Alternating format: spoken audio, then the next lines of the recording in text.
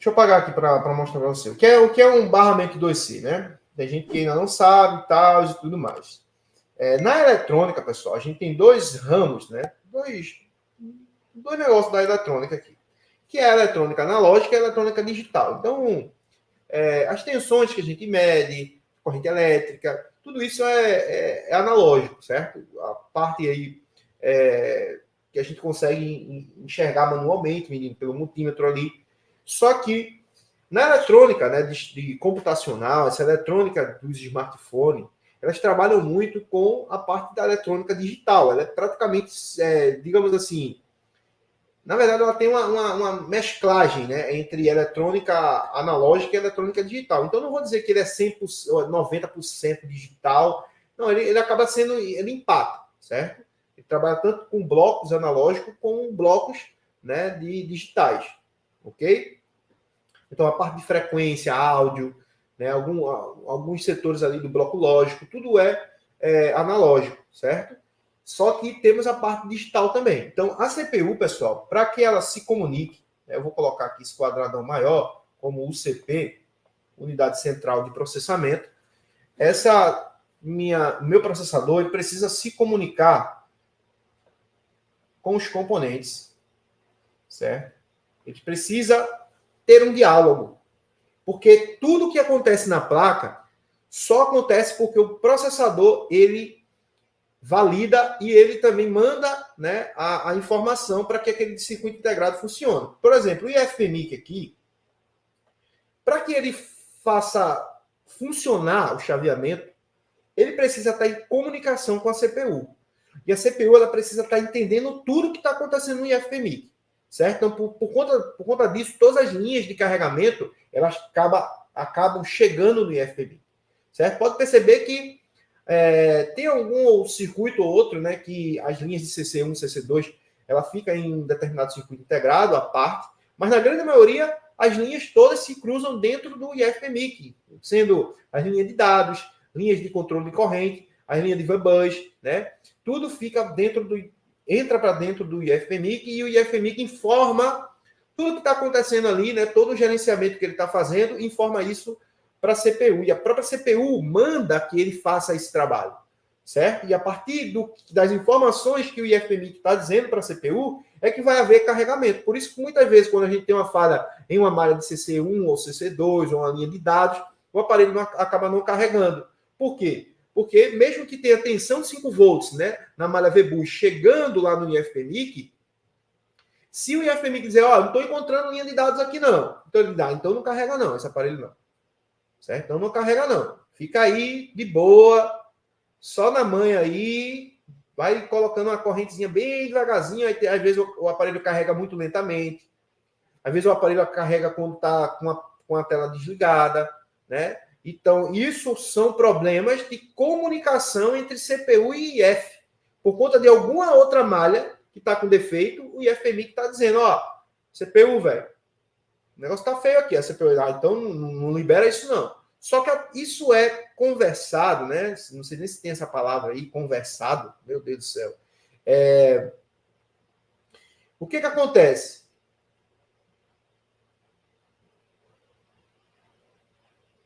O que acontece, galera? A gente tem que fazer o seguinte, né? A gente tem que pegar e entender que para que haja essa comunicação entre esses dois componentes, essa comunicação ela precisa ser digital, certo? Ela precisa ser uma comunicação digital. E para que haja esse diálogo, existe uma codificação, certo? A gente chama de códigos binários.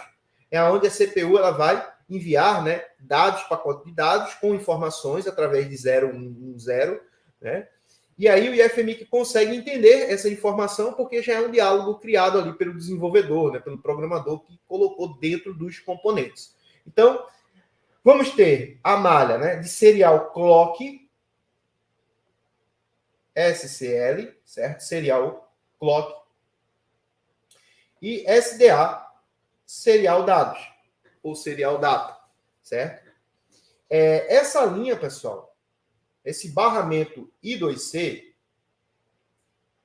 ele, em uma parte, no serial clock, aqui é marcado, né, digamos assim, o tempo, ok? Isso aqui vai marcar o pulso que vai ser entregue os dados. Então, o serial clock é exatamente o clock, né, o relógio, a marcação do pacote de dados que vai ser enviado.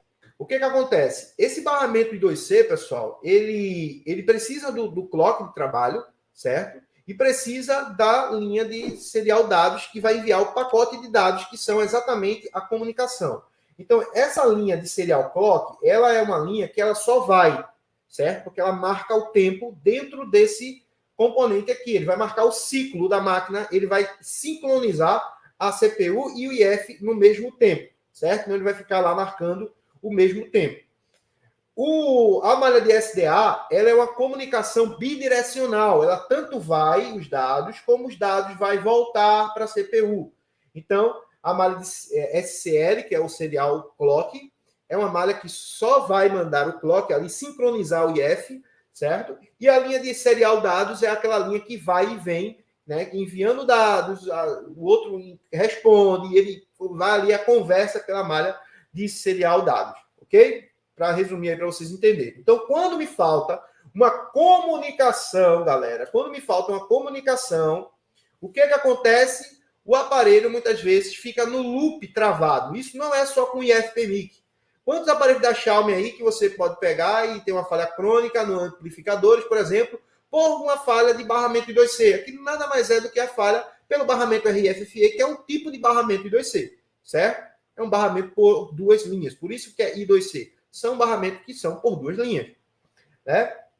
Então, esse barramento, ele é importante em alguns casos, de alguns CPUs, só vai iniciar o processo de inicialização, só vai chegar ao menu quando ele consegue ter a informação de que aquele componente está ativo, está funcionando. Então, o que acontece? Mesma coisa, vamos supor que você vai para uma praia, você tem lá seus sobrinhos, né?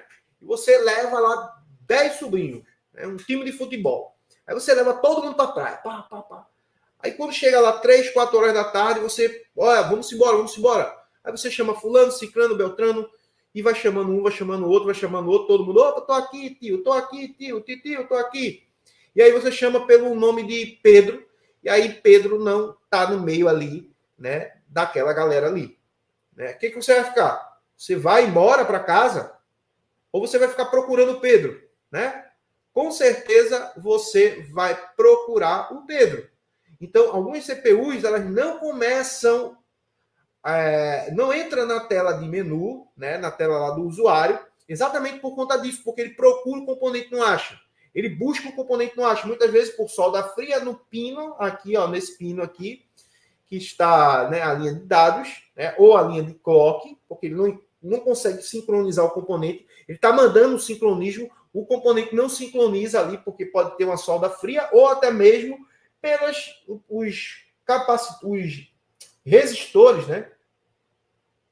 Resistores de pull down, né? Dessas malhas, certo? Que ficam ligados aí nessas linhas de barramento 2C, que pode fazer com que, né, caso aí alterar a sua resistência ou soltar da placa, deixar a linha aberta e o aparelho não funciona, certo? Então acontece muito de você pegar um aparelho, principalmente Xiaomi, que o aparelho fica lá reiniciando. CPU Qualcomm dá muito esse tipo de falha também, né? E aí você vai lá e aquece, por exemplo, o PA, aquece o WCN ou qualquer outra coisa e o aparelho liga, certo? Tem vários crônicos aí da Xiaomi que é por conta desse problema, ok? Então, quando eu tenho um aparelho que está em loop infinito, eu passo no software. Certo? Primeiro eu ligo a placa só com a tela, ok? Bateria e tela, para ver se o aparelho vai ligar. Se o aparelho não liga, né, então eu passo um sistema. É o primeiro ponto, né? Ligar ele praticamente cru ali, tira todos os periféricos. A parte de câmera, por exemplo, pode fazer com que o aparelho fique reiniciando, né? Pode matar a inicialização do aparelho, pode fazer o aparelho ligar e ficar com uma corrente elétrica alterada, consumindo toda a bateria. Então, sempre a gente, quando tem uma suspeita, quando pegou um aparelho que não liga, tira todos os periféricos, liga só a bateria, a tela, para ver se o aparelho vai ligar, certo? Não ligou, o aparelho está travado na logo, vai diretamente passar um sistema. Passou o sistema, o aparelho fica lá no loop e não resolveu, então a gente vai procurar por curtos circuitos, certo? Na placa, e a gente pode verificar ao redor do Power Manager com a escala de continuidade, não precisa ter esquema elétrico, certo? O que é que eu faço? Venho aqui, ó. Nada do que eu estou falando aqui precisa de esquema elétrico, beleza?